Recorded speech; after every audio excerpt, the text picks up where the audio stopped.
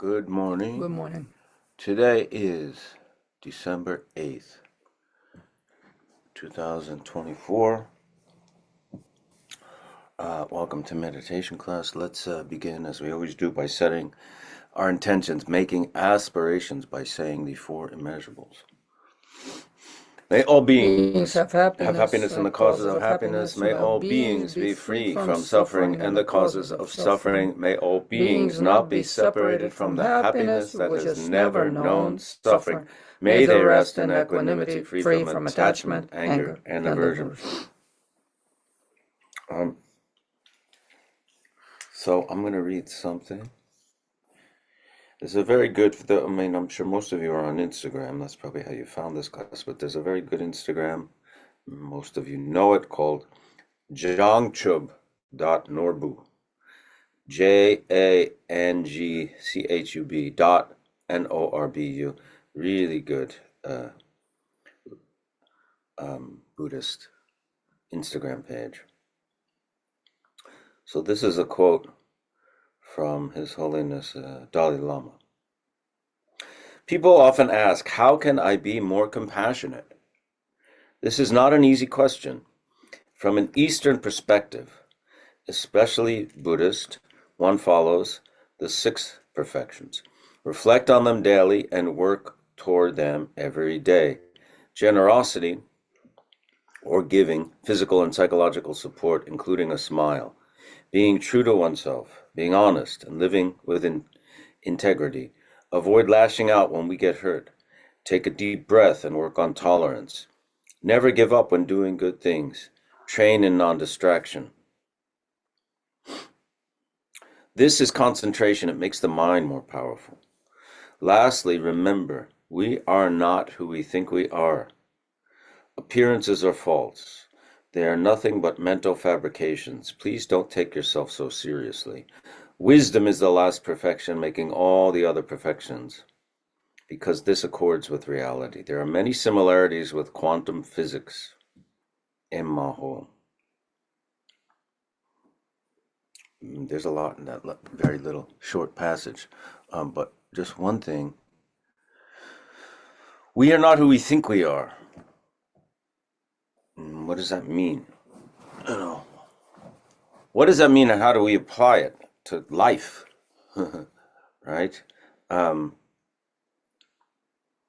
Because who we think we are is a very strong, ingrained concept and habit and view of ourselves, and so influential on how we interact with others and interact with the world, how we view ourselves, what we think, how we identify with ourselves.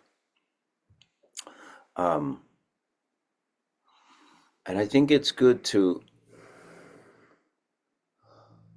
this is not about, not having self-respect or self-esteem or that kind of thing. It's not about that. What it is to,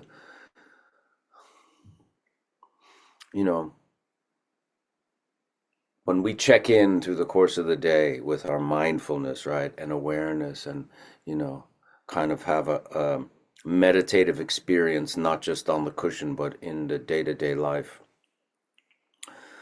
to just say, this experience that I'm so certain of, right, that what I'm bringing to this experience, that I'm so certain of who I am and what I am and my perception, and this is how things are, to bring our awareness to that and just say, maybe things aren't the way they are. Maybe I am looking at things through a very narrow, subjective slice of reality. And that can help kind of loosen and create a little bit of space in the moment. Because often, our view of ourselves, our habituated, our habituated way of perceiving ourselves is so ingrained that it doesn't allow for any other experience. Like, it's almost like the script is already written going into situations, and we stand on certain, ideas and past experiences and preconceptions And if we bring our awareness that we cultivate in, sitting practice on the cushion, if we check in, let the mind settle and just say, well, maybe I don't, you know, maybe this view, maybe this kind of conception, there's more to it. Maybe there's another point of view. Maybe there's a wider point of view. And like I said, that could bring some spaciousness, you know, it could bring a slightly different angle of approach to certain situations, um, especially when it comes to things that bother us, things that make us angry, things that, challenge our beliefs, someone else's beliefs as opposed to yours. Um, and he mentions quantum physics there, you know.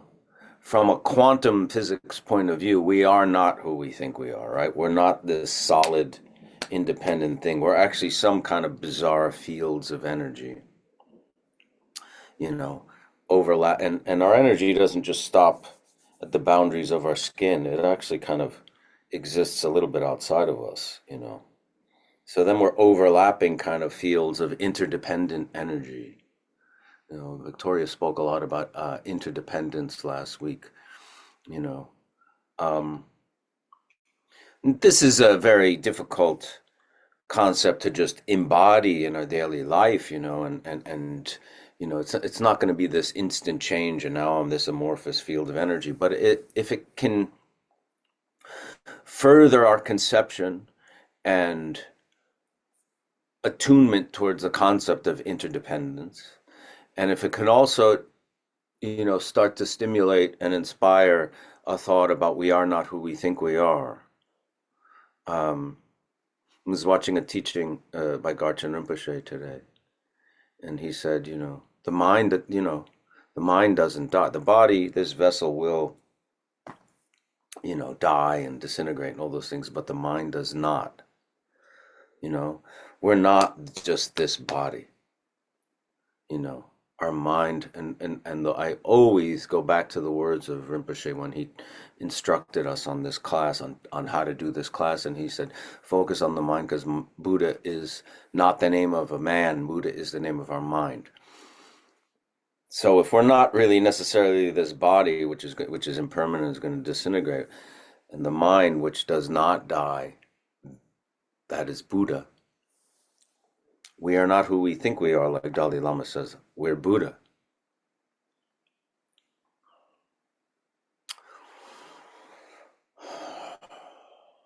So we can try to check in with thoughts like that, add some space, some air into situations, that normally are just like habitual reflex, falling into certain roles, playing out certain scenarios that we've already thought about or that we've experienced in the past. This can be very valuable,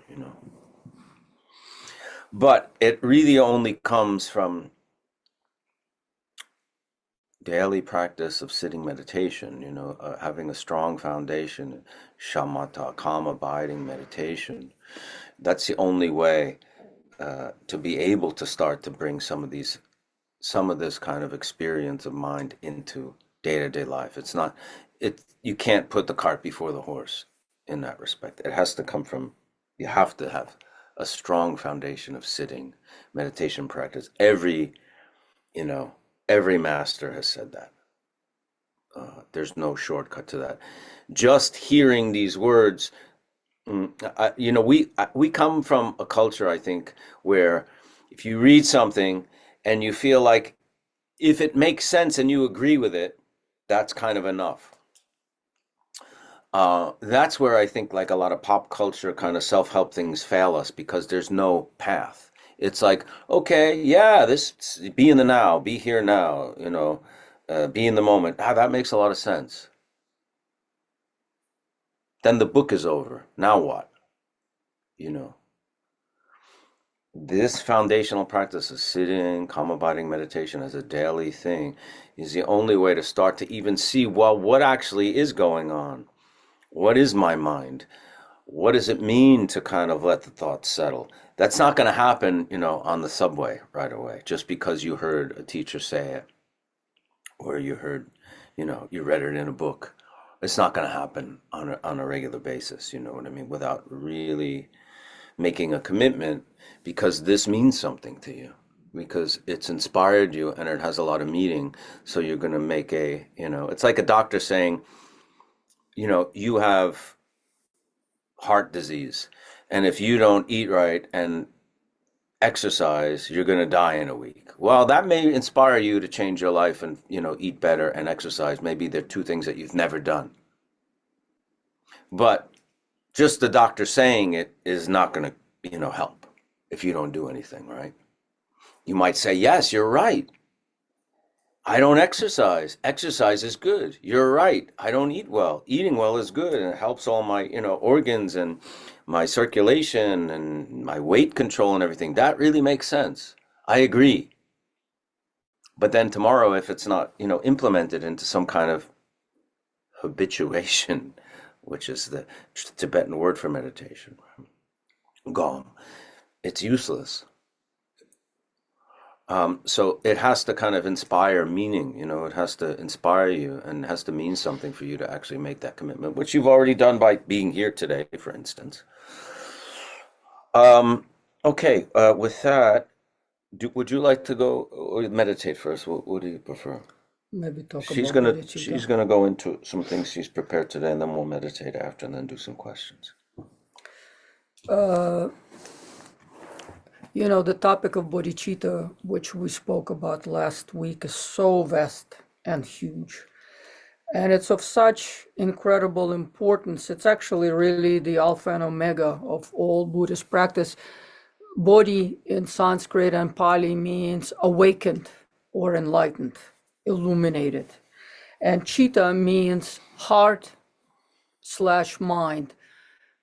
In fact, we've spoken about it before, but in Buddhism, the seat of the mind is in the heart center because there is this quality about it that it's more vast, more broad, actually infinite in capacity.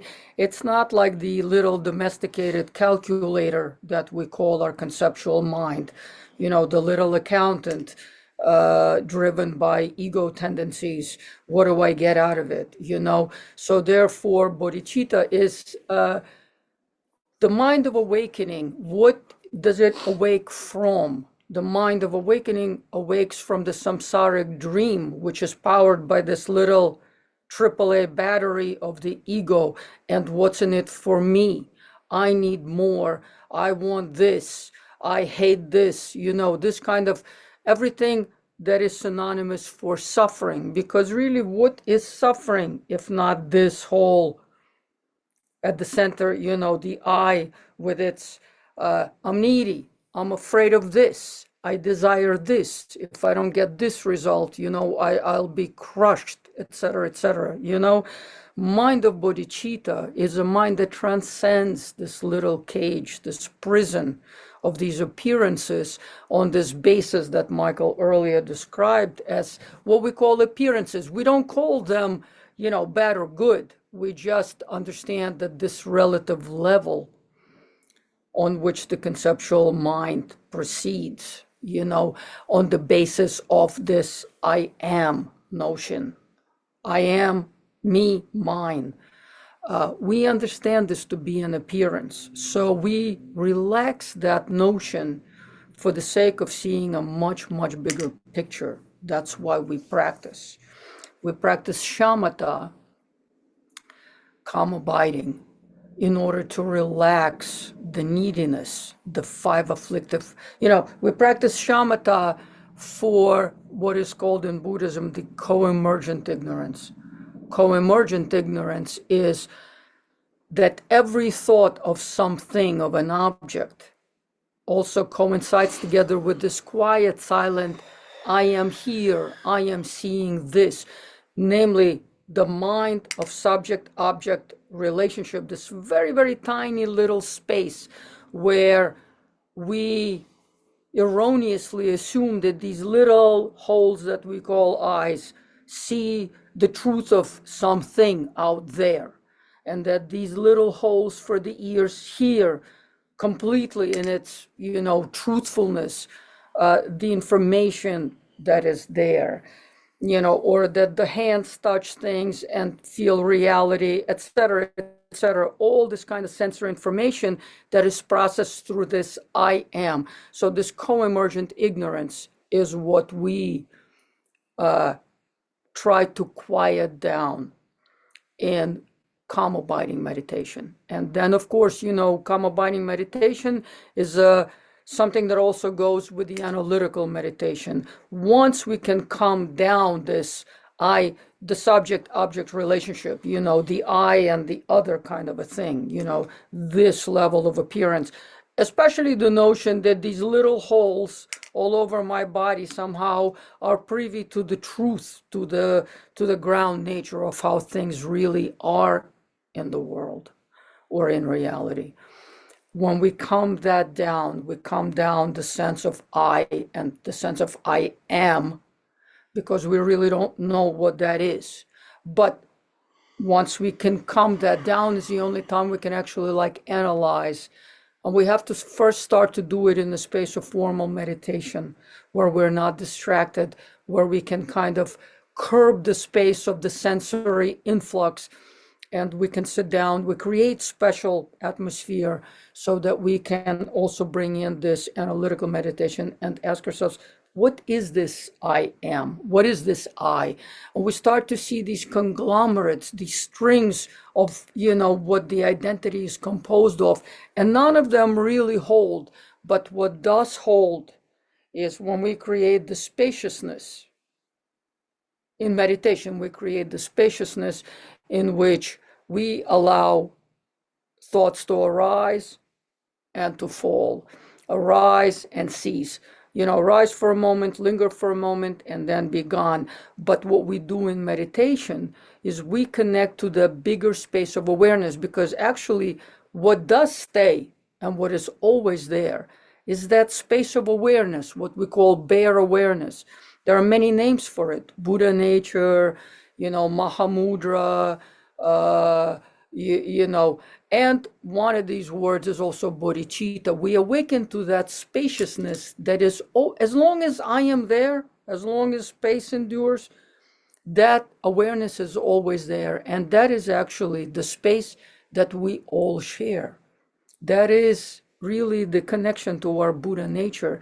And why we need to meditate and get direct experience of that is so that we can really kind of, start to separate these appearances, these momentary, fluctuations on the surface of the ocean or the sky. We can start to see and distinguish between the momentary occurrences and that which is always there.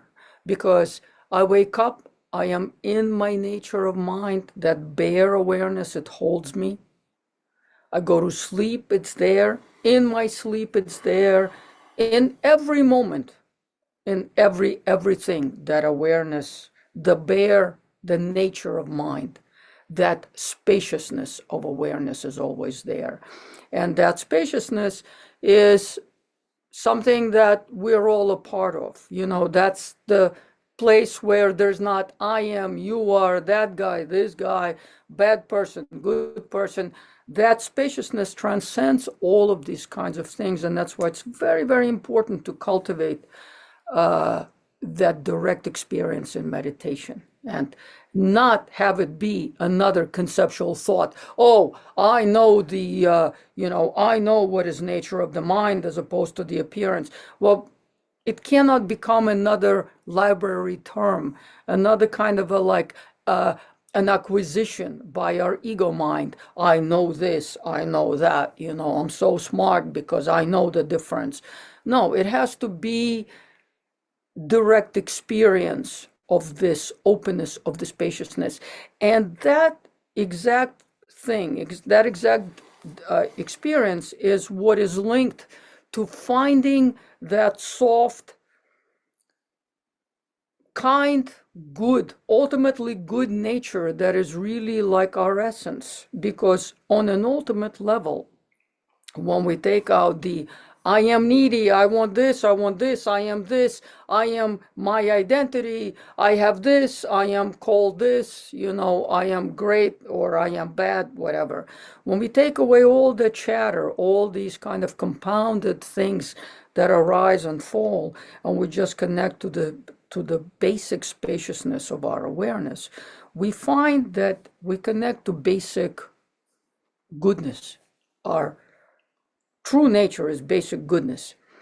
And compassion arises spontaneously once we connect directly through experience to that. It's like experiencing the warmth of the sun and its luminosity. It's not just reading about the sun in some kind of a book on astronomy. Making direct experience is what matters, and so on the basis of making that direct experience, when we talk about bodhicitta, which is the alpha, which is always the right attitude to hold in the beginning of every practice, and that's also, it's that attitude, it's that desire to liberate all sentient beings with which we start a Buddhist practice. And that desire to liberate all sentient beings and be liberated together with them is what really makes a Buddhist practice, is what sitting down to a practice, defines it as a particularly a Buddhist endeavor. But not only does it define it as a Buddhist endeavor, it's also the very kind of fuel and the thing that brings us past this small cage of the ego and this kind of naivete that I know the nature of all appearances as they arise because I am here, my ego's here, my identity's here, and these things out there, I know them truly. Once we start to think about others and transcend the space of the ego, and even kind of like in the more truly Buddhist endeavor, we start to really want to liberate them from the suffering of the ego. Because like I said before, what is suffering if not, I need this, I'm afraid of this, if I don't get this, I will suffer so much. If, these hopes and fears within which we fluctuate day and night, especially like in a very stupid way when we're afraid of impermanence. What's the greater suffering than losing one's life or becoming sick? But just because we fear it doesn't mean that our hospitals are empty or that our cemeteries are empty. So the sooner we can lose that kind of ignorant desire to, prevent that which is unpreventable, impermanence, the sooner we can free more space to be focused on other more important things, such as cultivating our mind and really knowing our Buddha nature. And there is no knowing our Buddha nature unless we escape that small space of ignorance and that small space of suffering, which is the attachment to the self. This motivation to benefit others, to bring the release of suffering for all sentient beings, we call them mother sentient beings, because through countless lifetimes we've been connected to every one living sentient being, because we have done this cyclical walk so many times. That should really kind of like make us understand the wastefulness in which we engage if we don't redirect our mind from these, habitual conditioned tendencies of this belief in the solid I, and start to redirect our attention to a bigger space of awareness, which we all occupy, and that is our basic nature for all of us sentient beings. That space of awareness is one and the same for all of us. And what that does, it supercharges, it actually, when we desire to benefit and liberate all sentient beings from their suffering, the ultimate suffering, not temporary suffering like I'll feed you today and tomorrow your hunger arises again and endlessly so, but a true liberation, a liberation from, from this prison of self-attachment and the ignorance that comes with it, as a result of which we get this fragile human body, which gets sick and which dies, it's impermanent, etc., and everything that comes with it. A true liberation is something that passes beyond all these kinds of things. But as long as we are in it for another cycle, we are here right now in this fragile, aging, body that gets sick, goes through all these kinds of permutations, which are unavoidable. There's no need to fight against any of it.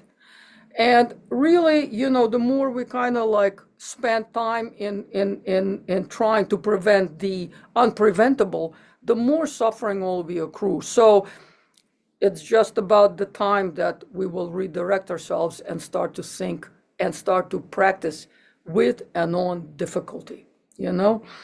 When we generate the desire to liberate all sentient beings, we tap into our original source, our true source, not this vessel, but the true source, the open, compassionate space of our awareness, the true nature of our mind. Because compassion is just the warmth of the light of the mind, We call it emptiness because it is empty of inherent existence. It's empty of this little notion of the I with my little eye holes and my little ear holes, etc., etc., It's empty of the I don't like you. It's empty of I am like this and I want this. It's empty of all of these silly conglomerates, passing fancies. It's empty of fear that I will perish, because what is there to be afraid? Of course I will perish as a physical thing, but not my mind. The mind, the space of mind, has not been created. It's not going anywhere. We might as well try to cut physical space into little pieces and, think of different directions, Our mind is likened to space very often because it's something that does not arise. Nobody's created it, but everything takes place within it. But the space of our mind, space of awareness, is not like dead physical space, an element of space. It's actually that space, the element of space, is also present within the spaciousness of our nature of mind, as any other experience, because all things that are present there for us are things that are experienced. So needless to say, they are only possible because of the nature of our mind, the vastness, the limitlessness, and the luminous nature of cognizance that can experience things. So when we think of the benefit of others, not only do we supercharge ourselves and liberate ourselves from the prison of that neediness and suffering that's based on this ignorance of dualistic conceptual mind, we step into and touch the source of all of us, the source of all things, the source of all sentient beings that makes us one. And then we can bring that into life. So when we experience a difficult person, we remember our own spaciousness. We don't have to be triggered by, I need that person to look at me kindly. I need them to say nice things. I need them to flatter. I need them to give me what I want. We don't need any of that. We liberate ourselves from all that. And also when we see the other person, even in a moment of anger or some kind of an afflicted mental state, we can look at them and bring compassion and suspend this judgment that triggers us, and suspend any judgment and just give them compassion back by seeing and knowing that being, just as myself and all mother sentient beings have the same basis, have that luminous infinite mind space of compassion.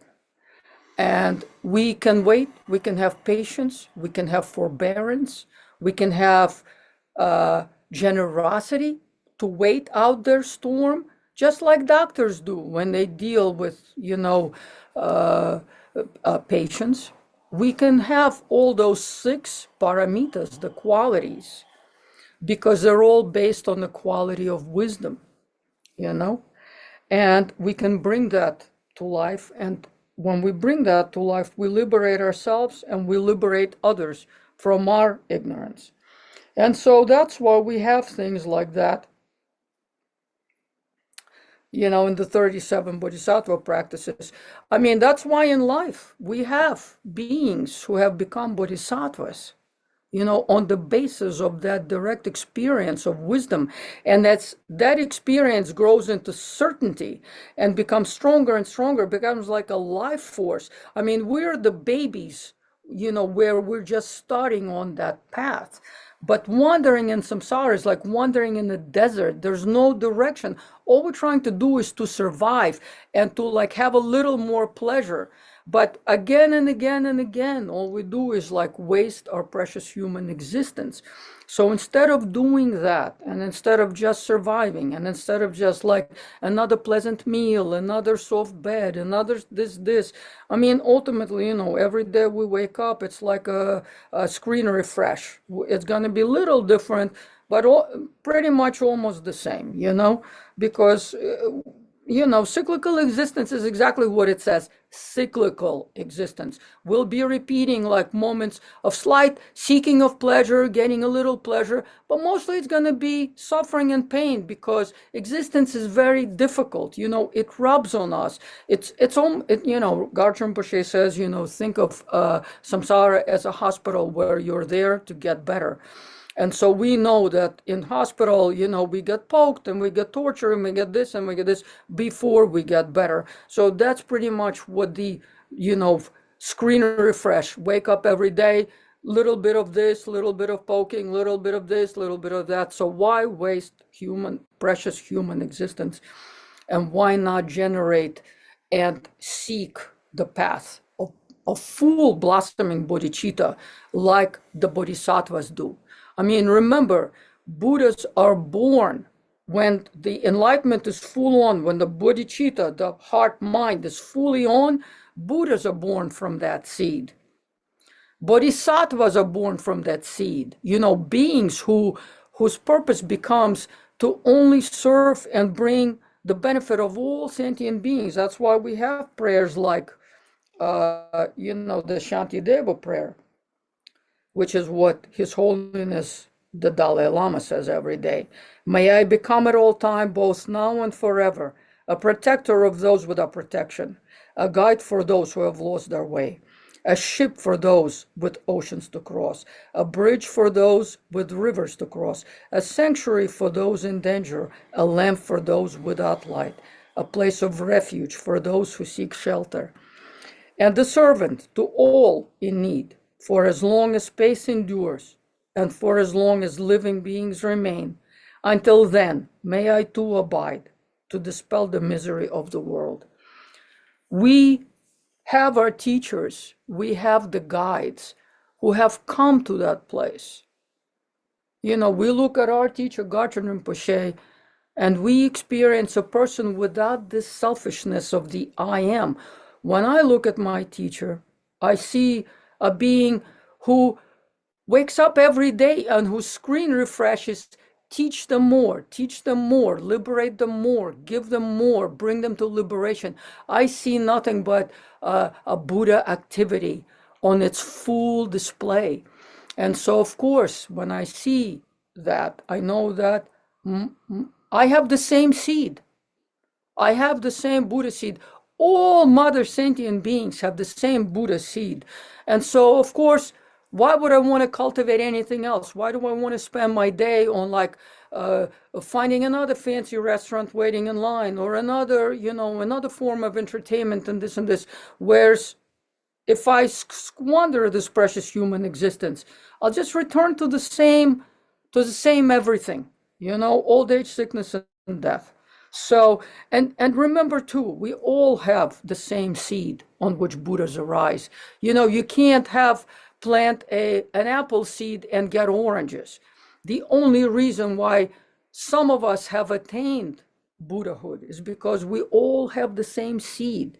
But what we do need to do is like put water on it, bring sunshine to it.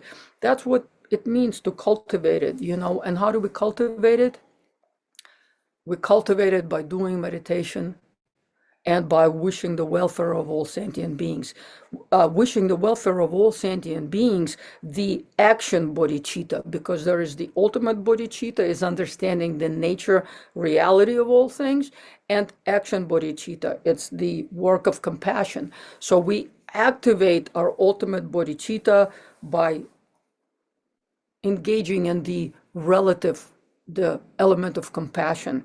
Because when we start our practice with that motivation, and we also try to bring that into all activities of our life, we tap into that seed of our Buddha nature, and every day, little by little, that seedling grows. But we must make sure that we put water and sunshine, primary and secondary causes and conditions in order to cultivate that toward full Buddhahood. But we do have that seed, and that's the thing that we must not squander. And we have this body not to pleasure it and to have another taste of another ice cream and get yet a fancier this and a fancier that. This vessel is important because inside it, with it, we can sit and cultivate Buddha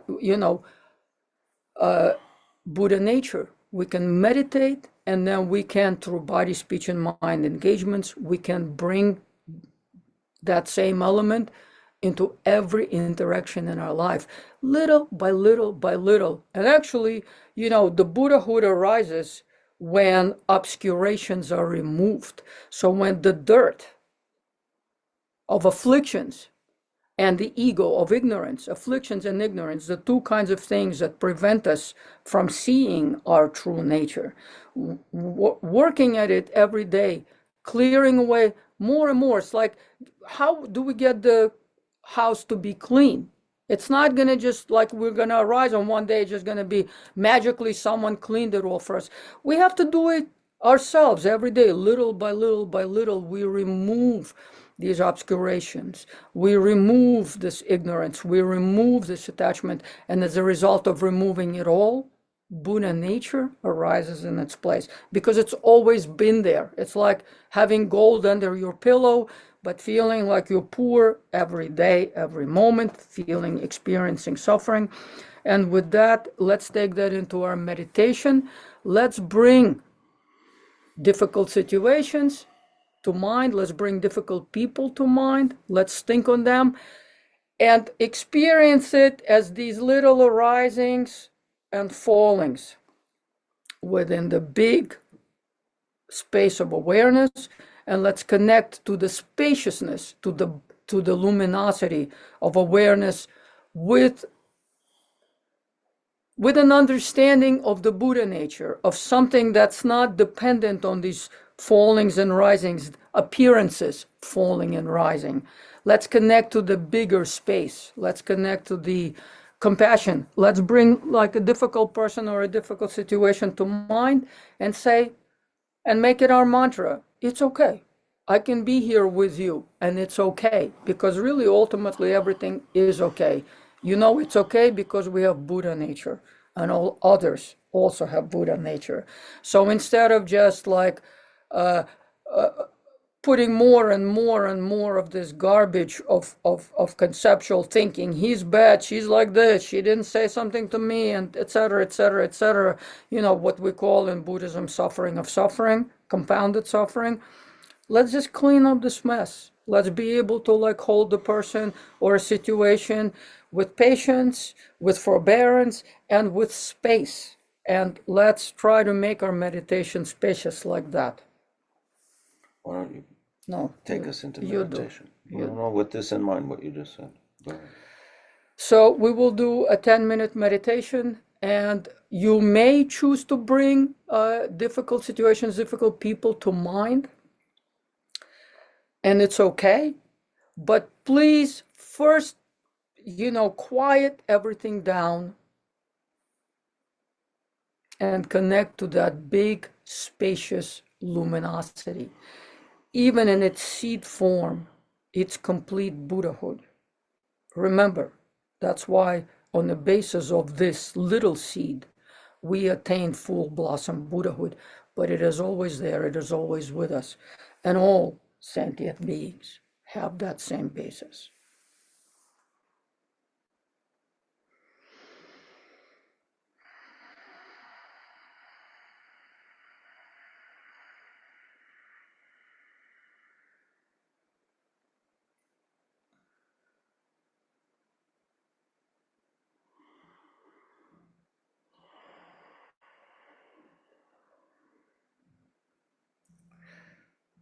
On the basis of breath, connect with everything. Remember, there are no separations other than artificial mental things, and we let them drop. And we permit ourselves to feel well, connected to our Buddhahood, connected to that space of wellness which connects us all without any boundaries, without any center. And we relax the sense of I, and we relax the sense of I think this, I think that. If things do arise, watch them like you would in a movie theater. And when difficult situations or people arise, think of them like that too. But please add, I wish you well. I wish you to convalesce from the affliction that plagues you and which makes you act unvirtuously. Please add to that, I will do anything that is in my power to relieve suffering, as a result of which you are acting in a certain kind of a way. And I will take away all my burden that I add to that. I will take away all the afflictions that I give rise to when I see you act in a certain way. Think like this, please, find the spaciousness with which you can hold a difficult thought, a difficult person, a difficult situation. And just remember, we have the capacity to hold all of it. We have the capacity to hold all sentient beings in our heart. At the same time, we should relax all that thought arising, coming and going.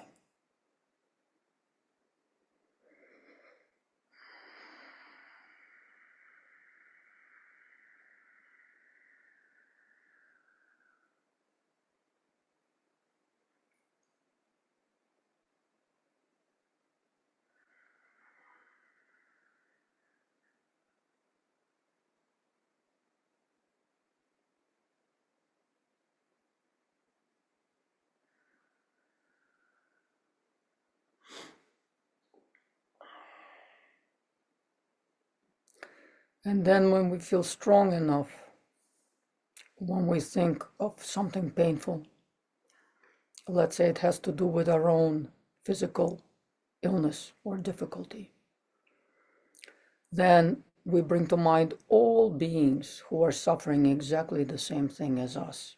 Because there's never, in this universe, there is not ever that it only happens to one single being.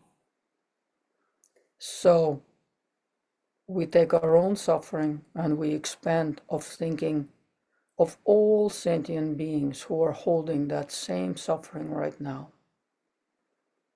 And in that space, our own suffering becomes very, very small.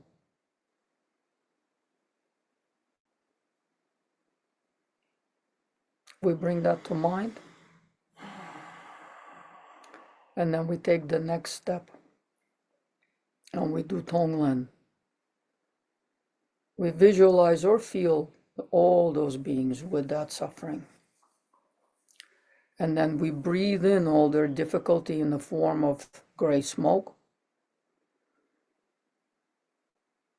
We hold for a minute in our heart. We transform it into light, because our heart is like a large luminous sphere.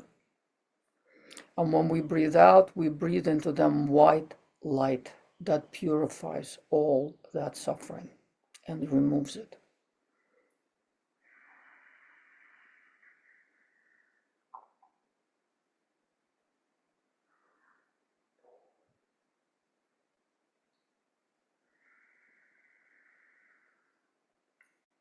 And we just focus on the breath and that activity of compassion, and we relax any kind of judgment or emotion that stirs.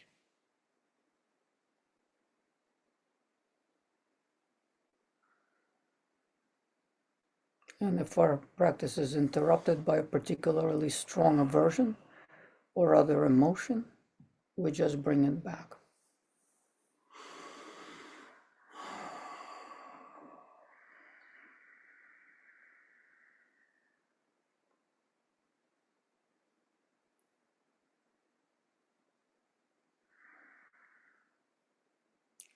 Think on all the beings in the universe right now on this planet who are suffering, who are right next to us. People in prisons, in hospitals, in war zones, hungry, without shelter, expand it, make it bigger and bigger until you can include all beings and send them white light to alleviate any kind of suffering that exists for them.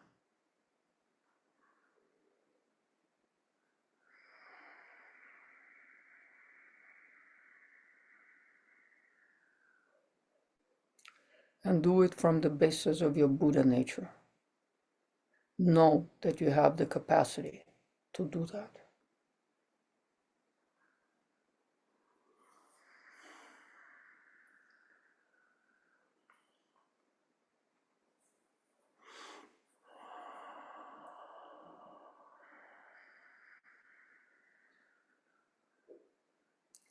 And you can work like that in your practice with one person or all beings.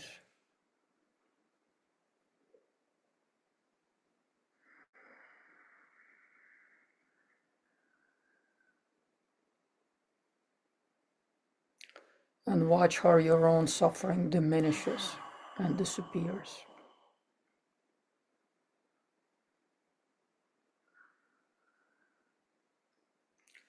And we are always working only with our own mind. We never work on the mind of others. We always work with our own mind. Bringing the mind back into the space of awareness and using the breath as practice to alleviate the suffering of others.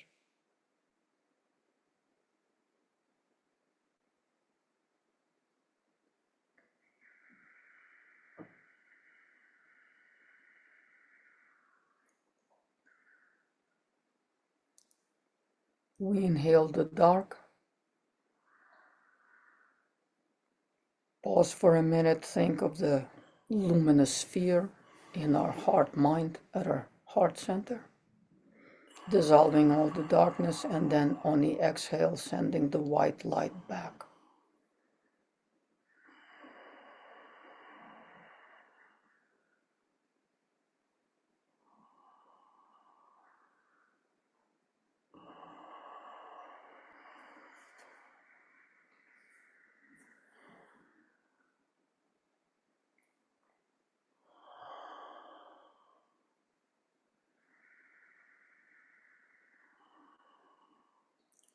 And connecting over and over to the infinite open space of awareness and working from that point, not from our ordinary sense of self.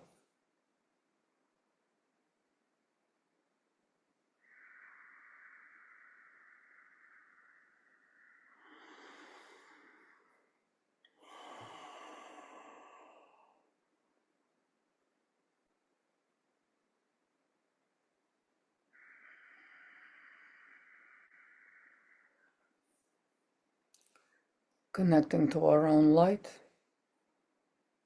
giving ourselves permission to feel well.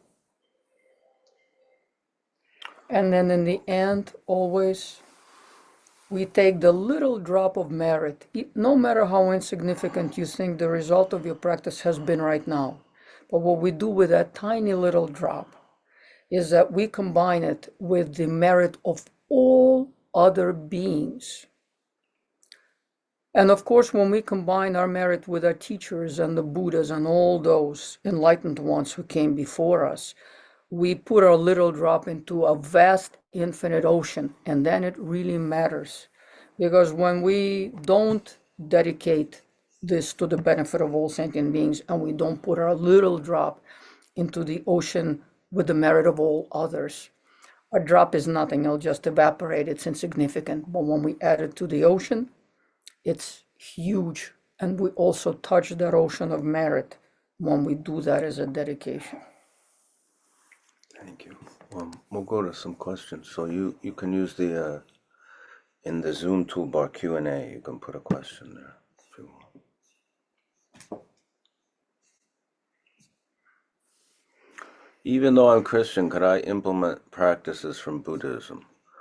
Or it's pretty much contradictory. I strongly believe in Jesus Christ. I want to know your opinions. Meditation or something, like Tonglen, which Victoria just guided us through. I don't think it's contradictory to any religious belief or path. I think it's just acknowledging. Listen, I mean, Jesus Christ said, love thy neighbor, right? Do unto those as they would do unto you, all those things. It's just very much in line with the practice today, I mean, love thy neighbor is basically bodhicitta, right? So I don't think those things are at odds, I think Christianity, whatever form of Christianity you practice, that if it has meaning to you and you have devotion to it, that's very important, and that's something you should hold very dear. And if something like meditation or something some kind of practice that you hear here or wherever is a good addition to your practice and your approach, then it's good. And if you bump up against some things, then maybe you can leave those where they are. Obviously, something about what we've been talking about brought you here today. So, and we're not talking about becoming a Buddhist and abandoning Christianity, but if something like a Tonglen practice or sitting calm abiding meditation helps your mind and calm your mind and bring that presence that can help you get in touch with the teachings that you practice in your own faith, I think that's good. And if there's things where you feel it's not in tune and not something you want to take in, then you shouldn't. You should respect your your religion and your path that you found so much meaning in, and that's wonderful. I mean, I just want to add the teachers stress emphatically. Practicing bodhicitta, which is on one hand the view acknowledging ultimate nature of all sentient beings as luminous, infinite awareness, and its relative component, practice of compassion on that basis, cannot, first of all, it's non-conceptual and transcends any kind of boundary. And it really has to do with our nature, with the nature of mind. So it cannot be really contradictory with anything or anyone in any way, And also, I just want to say, Buddhism is not it's not strictly a religion. Another word for Buddhism could be mind training. And we train our mind to go away from this kind of ignorant notion of, my little holes know reality and know the state of the other, and these narratives, that are ignorant spins. So We want to get to the direct experience of awareness. And out of that direct experience of awareness, compassion naturally flows, because it's not a concept, it's a direct experience of that, where we are all connected. If it doesn't contradict, the things that you practice, then you're not, there's no need to say, I'm becoming a Buddhist, I'm becoming a this. It's all we need to do is say that I am becoming aware and compassionate. So there certainly cannot be any conflict in that. The narrow aspect of ourselves is well said. Fascinating to learn what the extra space consists of. That being said, the judgment is what brings me back to that narrow linear way of thinking. I was told as a little kid by the 16th Karmapa to not think so much, just let it happen. Simple and true. Any advice on how to remind myself of this? I think the practice of touching on the basic space of awareness is the only reminder that can kind of untighten. Because, the narrowness is the habitual tendency. And how do we reprogram our habitual tendency? How does the same movie not play over and over and over again? Our basic experience is like being in a room with reruns. And so how do we reprogram these reruns is that we become more and more aware of the space outside of that little narrowness. When we touch on that basic space of awareness, then we can see these little, appearances rising and falling, and with detachment, because only that spaciousness can really permit that. So the more we practice, the more direct experience, as you know, and you've obviously studied, another concept is just remaining within narrowness. So what is very necessary is a direct experience of that spaciousness, of the basic awareness, space of awareness, because that's where we're all the same. It's kind of where things, are never conflictual. So beyond judgment, they pass beyond the little narrowness, they pass beyond the cage of self-attachment and its habitual, perpetual, repetitions. So really, it just, for you, obviously, and for all of us, the emphasis has to be on direct realization, which comes through. That's why we sit to meditate, as you know that. Because when the mind is concerned with objects, there is no space of awareness, because the focus becomes so very, very tight. When we sit and bring our attention inwardly, we can see that this rising and falling of appearances, mind engaged, conceptual mind engaged with objects, is just a little fragment within a very large space.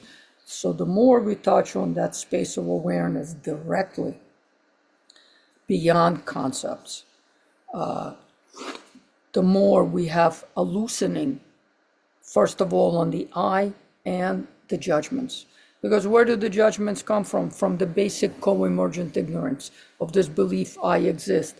Because judgment is something I like, I dislike. It floats within the space of our hopes and fears, charged with these infinite, perpetual, habitual responses that we have solidified over, countless lifetimes. So the only way we can really undo that is to become more and more kind of side with the space of awareness in its pure, pristine nature. Because in that space of awareness, judgments are meaningless. They're just like little bubbles on the surface of water.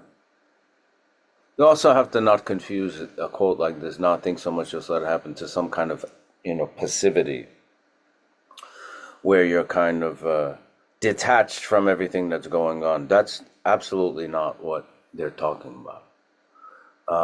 That often comes up in meditation, in people who practice meditation or Buddhism, to think that like detachment, things like you're, removing yourself from having to act or interact or something like that. It's actually kind of the opposite. But not thinking so much and letting it happen means not falling back on, habitual responses and,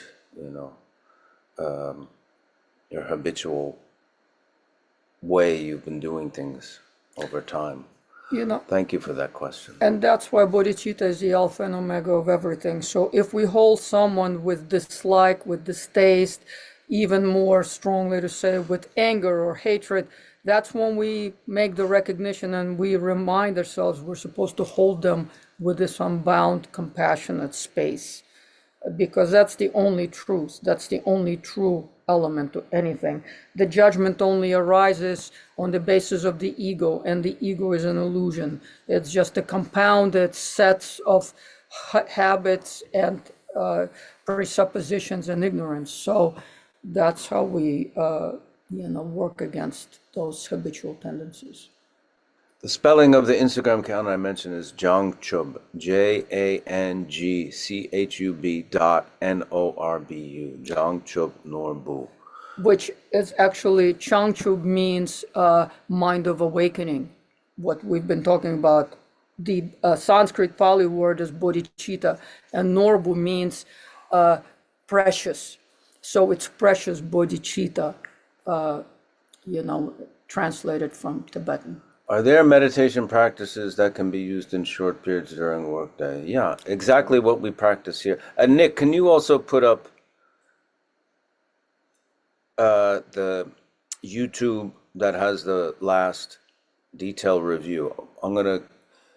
Nick is gonna put up the YouTube channel where you can go and get a detailed review of the sitting practice that we do here, and that can be done in short periods during a workday. Absolutely.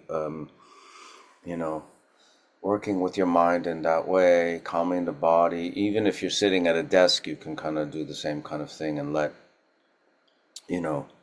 thoughts settle, focus on the breath, just like we do week after week here. I don't know if this is your first time, but we'll put up that YouTube channel so you can go to that and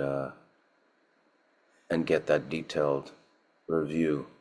This also is kind of tied into that. Do you think this practice we did works better in the morning? It is evening for me. Not necessarily.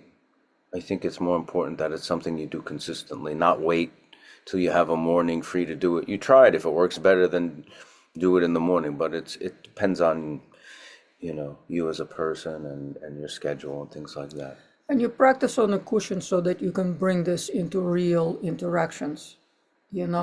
Opportunity to practice is endless. Anytime we look at someone, that's when we think, may you be liberated from all suffering.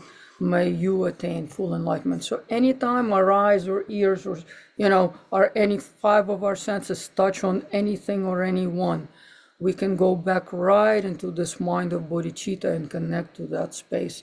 And, we have to do it strongly and often enough that it becomes a second nature. And you'll even start to think of that in your sleep if you do it a lot, if you are consistent about it.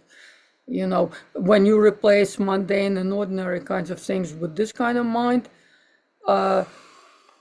samsara becomes very bearable because, first of all, our suffering diminishes enormously. And then we can handle it, we can hold it and be okay with it, because we remember that, karma, we have our suffering and these fragile little bodies because, of karmic reasons. And then we can hold everything because we know that we all constantly connect to our Buddha nature, our own and all sentient beings' Buddha nature. We kind of have two spaces at the same time. The absolute, the relative. If we let the relative happen within the absolute by connecting to that space, relative things, then we can kind of bring meditation to everything all the time. But we do need to cultivate it in a space of non-distraction, as long as we're beginners. When our practice becomes very, very strong, like our teachers, don't have to sit on the cushion to practice this. They do it all the time. Their body, speech, and minds are a continuous flow of bodhicitta. Books On the Solidago Productions website, we have a list of teachers and books. We always recommend, if any of this is interesting or you connect with it, to find an authentic teacher from an authentic lineage and connect with them either in person, on their websites, on their YouTube, and watch their teachings, read their books, attend their teachings, either virtual or in person. A really good beginner book is The Power of Mind by Kensho Lodro Taye Rinpoche, and that should be on the Solidago Productions website. And there's a new And book we just read actually by the seventh Dzogchen Rinpoche called Meditation for Modern Madness. um,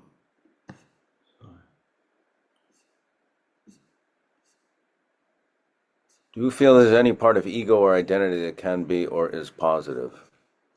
Well, sure. Like the part that says you should eat, and sleep and take care of yourself, that's very healthy. Um, the part that says you need to practice meditation, the part that says you want to be, attend a meditation class. Um, but it's not about kind of cherry picking what is good for the ego, what is a good part of the ego, what is bad, what the I think what's more important is starting to recognize what that ego is, and um, what the self is and what aspects of the self we've kind of created and we've kind of habituated to and things like that. I think the things that are positive you don't really have to worry about. You know, we've been, you know, um, they're there. You know what I mean? The one that says it's, you're tired or you're sick and you need to see a doctor or something, you know, you need to meditate or you want to meditate or you want to follow a spiritual path or even on a more mundane level, you need to eat when you're hungry and drink when you're thirsty and things like that. It's not about saying the ego is bad or identity is, a negative thing. It's kind of starting just to see it for what it is. It's not putting a judgment on it and saying this is bad and this is good. It's just seeing how the ego has been, used to reify this concept of self that we've become so attached to, and that this concept of self that we've relied on to create this structure of thought that influences everything we do. I think that's what's more important. And it's also important to remember that ego is kind of like our survivalist creature mind. It's like the hand. The problem is with the ego, it's surrounded by the 5 afflictive emotions, and which are constantly provoked and spark up these giant narratives that take us away from truth and reality. Because when we view reality in terms of the ego, it's another way of saying we experience suffering non-end. Even when we have pleasure, we're afraid to lose it. When we get a bigger, newer car, we're afraid to scratch it. We're afraid we're not going to eat right, not get enough this, not get enough that. It's a kind of a thing that constantly keeps us in suffering, in anxiety, and in depression, and in all those kinds of things. What the ego does is really doesn't allow us to see the true self, because ego is kind of like a made-up version of it's a compounded, it's a conglomerate, it's an aggregate of different tastes and habits and cultural things and this and this. There is no, it's a clubbered together sense of identity, and that identity is very, very fragile and kind of lashes out very often at almost everything. It's a kind of an identity that lives by the fuel of anxiety and desire, hope and fear. So in that respect, we have to, we will have it until enlightenment. The ego will go with us until it's fully eradicated. But when we practice, we can kind of like relax it. We can relax the sense of an I. So when we don't hear someone and they don't say things we want to hear, let's say they scold us or say something negative to us, we can take it. You know, when the sense of ego is relaxed, we can just kind of like hear them and not be smitten and taken out of our composure of our mind. Because if we connect to the more basic nature of our mind, and the ego is just a tiny little component of it. You know, what's important is not to view and not to believe that what we view through the ego, that we know reality as it is, because ego itself is just kind of this made up, it's like a TV personality, you know, and it changes all the time depending on circumstances. It's very fluctuating. You know how it is. You know, it's like we call somebody an enemy right now, but let's say our life is threatened and they want to give us their kidney and save our lives. Suddenly, we don't know where to kiss them and what to do for them. So it's just that kind of an impermanent thing about the ego. It's always a thing of taste and comportment and, you know, what's in it for me. So don't, not allowing ourselves to be kind of lulled and stupefied into thinking that the ego knows how things truly are. Always being aware that when we view things through the ego, it's always with this kind of like a creature way of seeing things. And so not relying on it as our main source of understanding things, and especially understanding others, is very, very important. On a daily basis, while practicing the lifestyle of compassion, even towards oppressors and enactors of suffering, how do you cope or come to terms with the fact that those oppressors are not in sync with your shared consciousness of compassion? First, you know, be careful with saying like practicing the lifestyle of compassion. You know, that's putting it in a that's kind of going into that self-helpy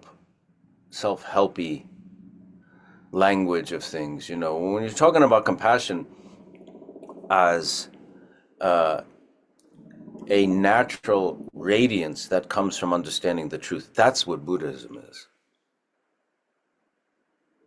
Buddhism really is about kind of clarifying this delusion that we have through this narrow, kind of tiny, subjective view of self and other and self and world, right?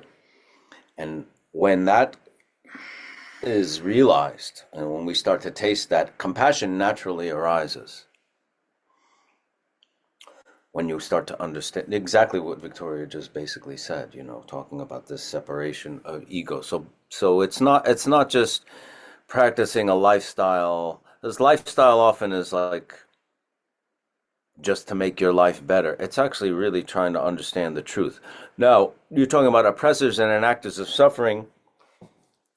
That could be your parents, it could be your partner, it could be abusive relationship, it could be your boss, it could be, you know, The someone government. who's sitting next to you on the subway who's blasting their phone. It could be the president, it could be the king, it could be the mayor, you know, it could be your, you know, your employer, all those things, right?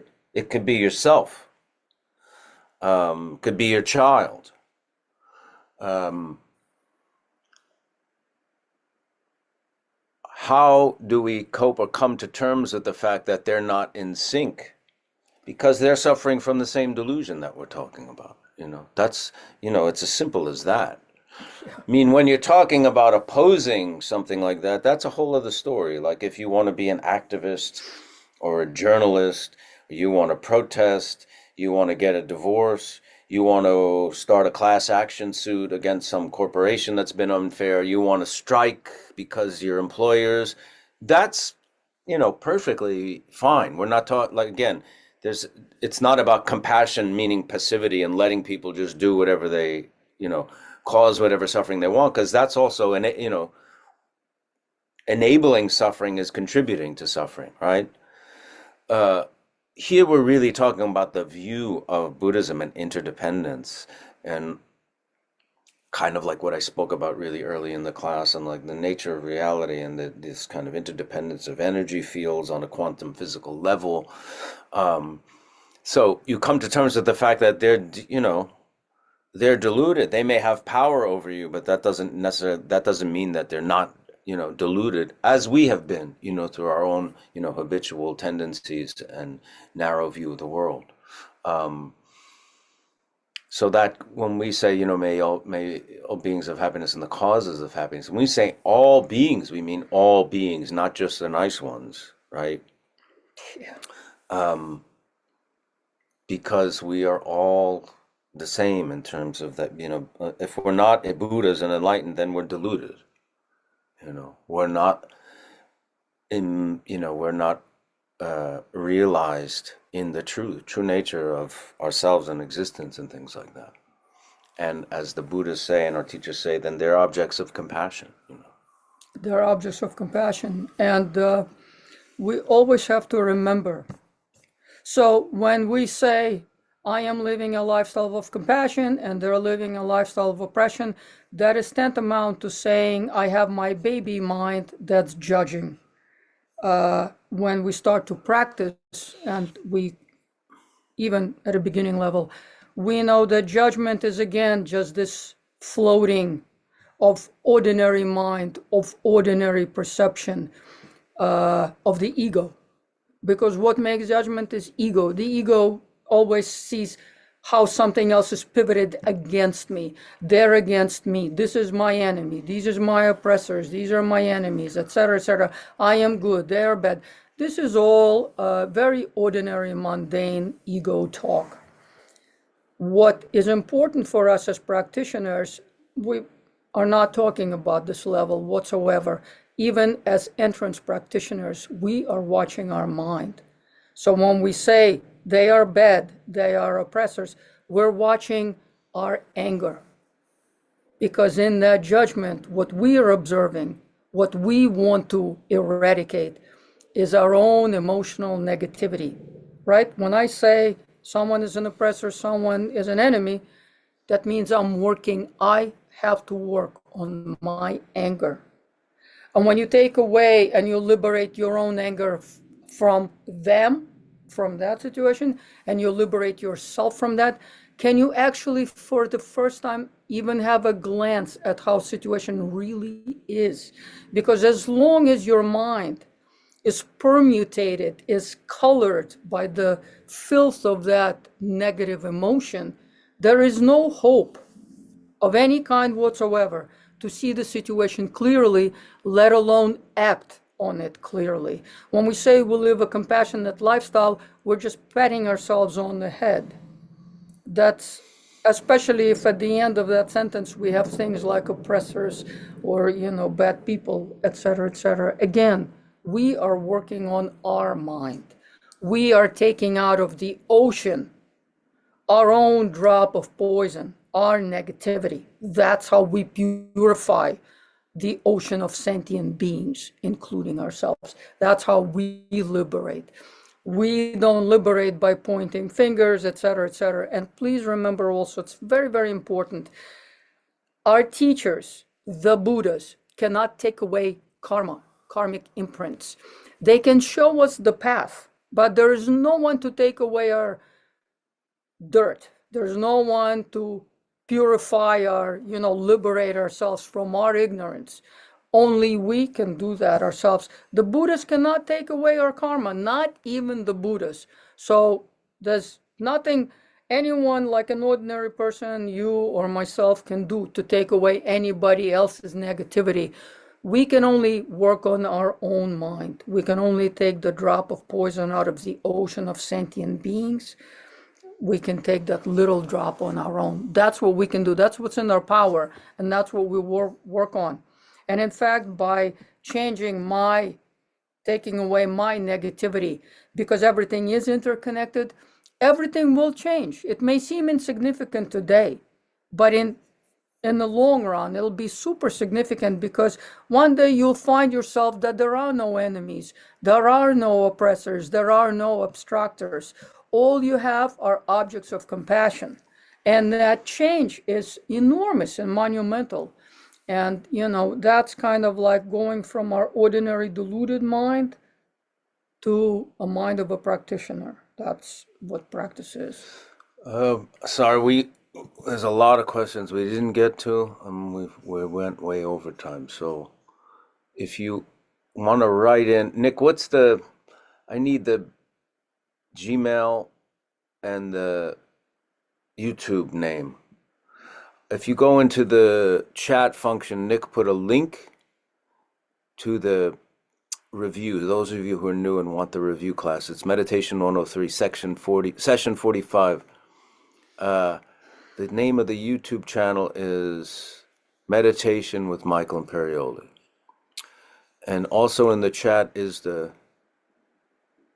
Gmail. So you can send your question, Michael Imperioli Meditation 101 at Gmail.